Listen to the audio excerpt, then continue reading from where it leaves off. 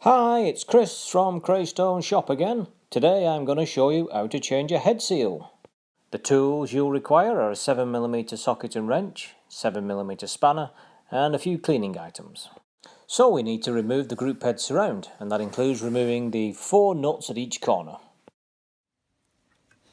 Okay, before we start the job, I just wanted to make you aware of something. I've removed the top cover of the machine. You don't have to do this to do your job. But it does help you visualise what the nuts are attached to. They are in fact attached to the boiler bolts, which hold the boiler in place. If I just move the top cover to one side, the front face to one side, you can see the boiler bolts go through the boiler, through a fixing plate and through the body of the machine, and that's what the group header surround is attached to. So let's start. You need your socket and wrench to loosen. Occasionally you need the spanner, as the socket and wrench can't quite get there. So I've speeded up this procedure because it's not going to be that interesting watching me undo 4 nuts. but basically just work your way through it methodically, taking care. Of course you don't want to damage anything or scratch anything. So use your wrench and your spanner if you need to undo the 4 nuts. Place them in a safe place because they are pretty small. Make sure you don't lose them. Okay, so I'm just going to bring a cloth in now to protect the machine as we take the group head surround off. Now this one's pretty loose and it's going to come off very easy. Your machine, it might not be so easy. Basically quite a lot of hardened coffee gets on the bottom end of the boiler and the group head surround sticks to it. And you've got to twist and pull before it'll come off properly. So here we go. Here's the old seal. We're just going to pull it free. Quite easy. Just pinch and drag towards you and down. And there we go. Now the group head surround has been removed from the machine, the boiler is no longer attached. If you recall earlier, I pointed out the position of the boiler bolts, and this is why.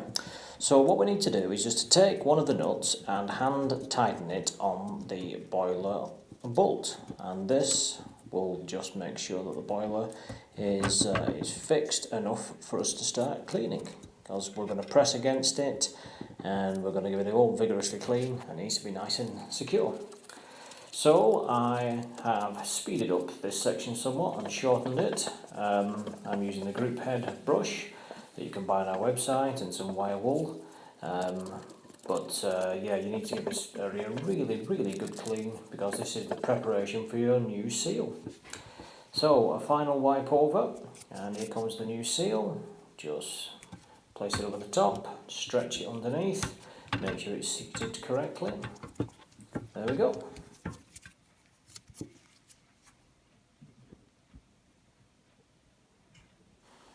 So we're ready now to put the group head surround back on, but first of all we've got to just take off that nut that we hand tightened before, just to make sure the boiler didn't move while we were cleaning it.